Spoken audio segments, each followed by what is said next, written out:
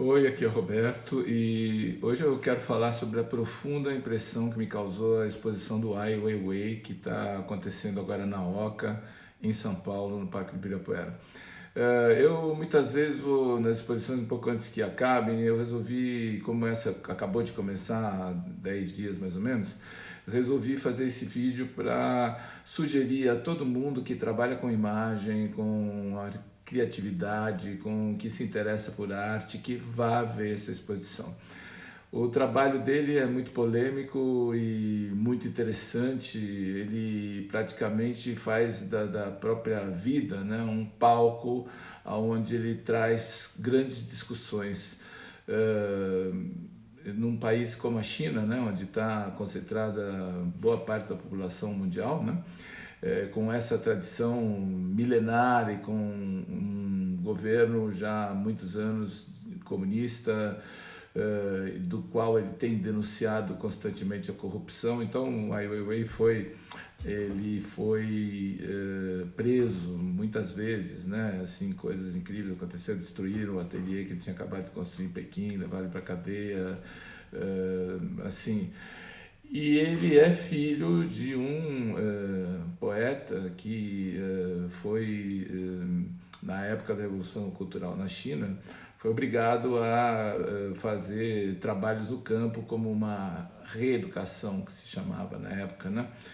Para burguesia, né? E a Revolução Cultural pode ter sido interessante quanto foi, mas destruiu grande parte do patrimônio artístico que a China tinha tido até então, né? E o Ai Weiwei era pequenininho e aí começou a sua formação, né, como libertário, como quem nunca aceitou essa condição e como nunca aceitou que outros tivessem essa condição, né, de exclusão, de ser diferenciado. Então, o trabalho dele hoje em dia é muito relacionado com a questão da imigração, né, dessas pessoas que sofrem tanto para tentar viver um pouco mais, porque nos seus próprios países não tem condição de viver. Então, é um trabalho que tem um senso político muito forte, mas ao mesmo tempo ele tem um caráter físico também muito imponente, né? O que eu vejo na obra dele é assim a monumentalidade e a ancestralidade, né? Então, como num país tão, talvez o país mais antigo do mundo, a China, né? Da onde vieram tantas coisas que nós conhecemos até hoje, né, nasceram na China, né? Então a China tem 4 mil anos de história, né? E ele vem usando muitas técnicas que são da cerâmica chinesa tradicional, né, para imprimir nesses vasos imagens de refugiados no mar, né, gente se afogando. É um negócio assim bastante impressionante, né? E ao mesmo tempo ele coloca numa espécie de papel de parede preto e branco, né, desenhos cuja técnica e estrutura lembram muito a arte etrusca, a arte grega, só que em vez dos guerreiros etruscos a gente vê lá tanques de guerra, campos de refugiados, ou seja, é o uso de uma linguagem ancestral, né, milenar, para falar dos dias de hoje. Aí a gente se pergunta, mas será que aquilo que estava naqueles vasos, naqueles desenhos, né, já há 3, 4 mil anos atrás, também era o cotidiano das pessoas, né? Só que hoje o nosso cotidiano ele é muito diversificado, né? O nosso território é o mundo, né? E isso ele deixa claro, né? Durante toda a exposição tem muitas inscrições, né? E comentários dele falando do mundo, falando da arte, falando de todo esse caldo cultural, né, que nos envolve e que nos confunde, que nos adormece, né? Então o trabalho dele é um trabalho que acorda a gente para muita coisa, né? é um trabalho de levar consciência, uma consciência que deveria ser a consciência de todos, que estamos todos no mesmo barco, né? Que talvez nós, como ele mesmo diz, podíamos ser os refugiados, nós mesmos, refugiados às vezes até numa situação privilegiada, que tem que se refugiar em casa, que tem que se refugiar dentro de um carro blindado. Então, é uma exposição que levanta muitas questões, né? Isso, o aspecto dessa ancestralidade, né, que ele traz, né, da ancestralidade da arte, né, para usar no cotidiano de hoje, né, para discutir questões atuais, né, é muito interessante, porque ele molda num material, ou numa forma muito tradicional,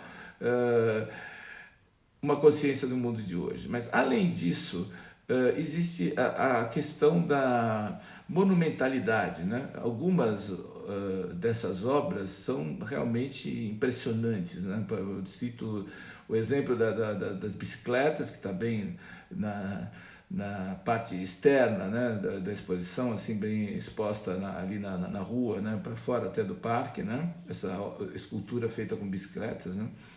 E que é um símbolo muito chinês, né? E dentro da exposição, o que é muito impressionante, bom, várias coisas impressionantes, mas um trabalho que ele fez numa região que foi afetada por um terremoto, onde morreram 80 mil pessoas. E as construções estatais, sobretudo as escolas, 7 mil salas de aula, ruíram. E foi verificado que o material era de muito baixa qualidade. Aí levantou-se uma questão da corrupção, né? Para fazer essas obras sem fiscalização, né? Com o pior material possível e colocando em risco a vida dessas crianças, né? Então, o que ele fez? Ele levou embora vergalhões de ferro tirado dessas construções, não sei quantas toneladas, nem me lembro mais. Levou tudo isso para um galpão, mandou endireitar todos os vergalhões e fez uma obra magnífica, porque olhando essa obra que domina a parte de baixo da oca, você vê como se fosse uma fissura abrindo na terra, né? Como se fosse um terremoto, né? Então, esse usar algo tão pesado e tão complexo de montar para falar, para mostrar uma imagem de certo modo simples, mas que também revela uma tragédia, quer dizer, é muito a construção do trabalho dele, né? Como a outra obra que está também lá embaixo, né? Que são as raízes, né? Essas raízes que ele montou, ligando uma na outra, e na verdade, quer dizer, essas raízes, né, são também as raízes da cultura, né? As raízes da cultura dele, chinesa, e também da nossa cultura, que ele levou lá também coisas feitas em Juazeiro do Norte, né, por artesãos locais, que refletem um pouco da história dele. Então ele veio para o Brasil, não é trazendo só o que ele já fez. Essa construção das raízes, ela dialoga de modo incrível com aquela arquitetura do Niemeyer, fantástica, porque se aquela arquitetura é ainda hoje futurista, né? Aquelas raízes, elas são de uma potência vital, né? da natureza, né? que nos domina, né? Na verdade. Então, essa exposição, ela traz muitas questões, muitos vídeos também, né?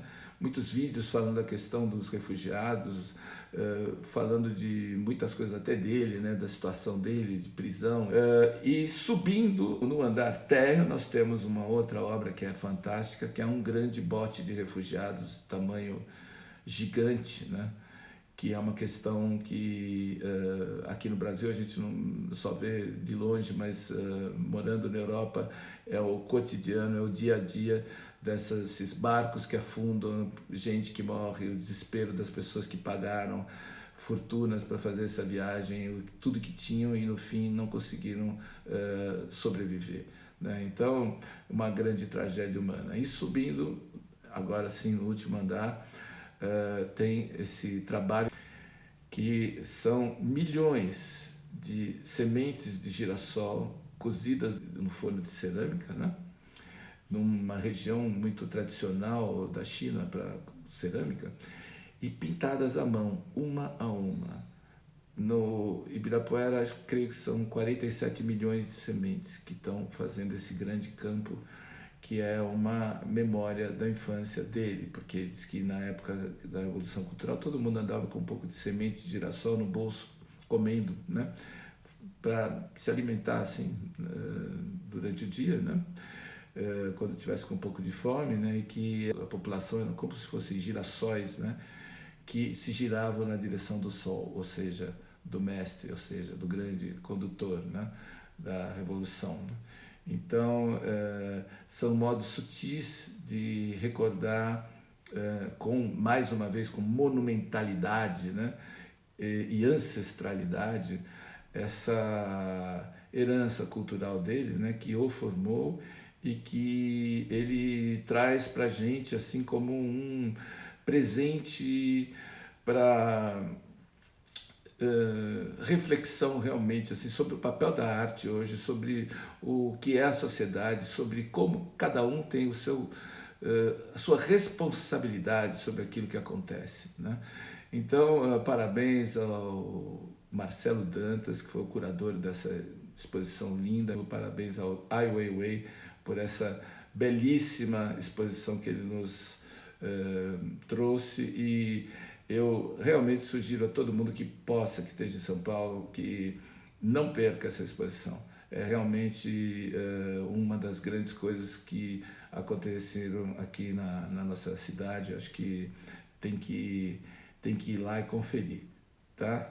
Então, até mais, aqui é o Roberto. Se você gostou, deixa um comentário, deixa um like aí e nos vemos na próxima.